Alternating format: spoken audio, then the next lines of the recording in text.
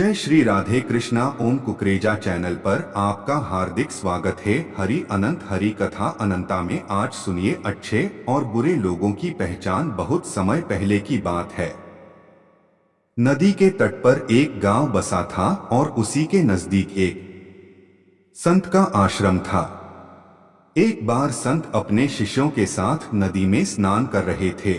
तभी एक राहगीर वहां आया और संत से पूछने लगा, महाराज, मैं परदेश से आया हूं और इस जगह पर नया हूं। क्या आप बता सकते हैं कि इस गांव में किस तरह के लोग रहते हैं? यह सुनकर संत ने उससे कहा, भाई, मैं तुम्हारे सवाल का जवाब बाद में दूंगा। पहले तुम मुझे यह बताओ कि तुम अभी जहां से आए हो वहां किस प्रकार के लोग रहते हैं। इस पर वह व्यक्ति बोला, उनके बारे में क्या कहूं महाराज, वहां तो एक से एक कपटी, दुष्ट और बुरे लोग बसे हुए हैं। तब संत ने उससे कहा, तुम्हें इस गांव में भी बिल्कुल उसी तरह के लोग मिलेंगे, कपटी, दुष्ट और बुरे। इतना सुनकर वह राहगीर आगे बढ़ गया। कुछ समय बाद वहां से एक और राहगीर का गुजरना हुआ। वह भी किसी नई जगह पर बसने की इच्छा रखता था।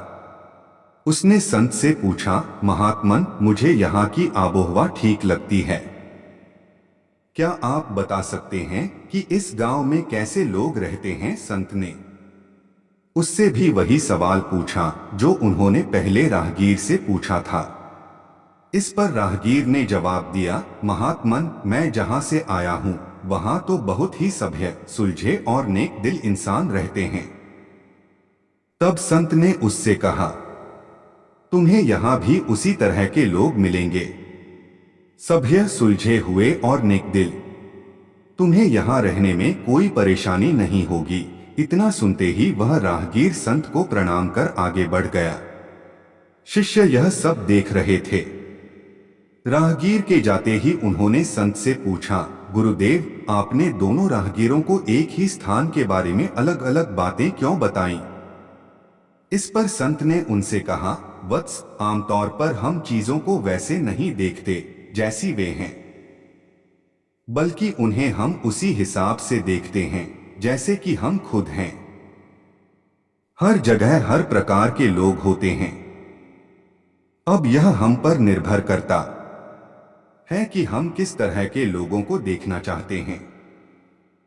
अगर हम अच्छाई देखना चाहें तो हमें अच्छे लोग मिलेंगे और बुराई देखना चाहें तो बुरे। यह सुनकर शिष्यों को उनकी बात का मर्म समझ में आ गया और उन्होंने जीवन में सिर्फ अच्छाइयों पर ध्यान केंद्रित करने का निश्चय किया। जय श्री राधे कृष्णा।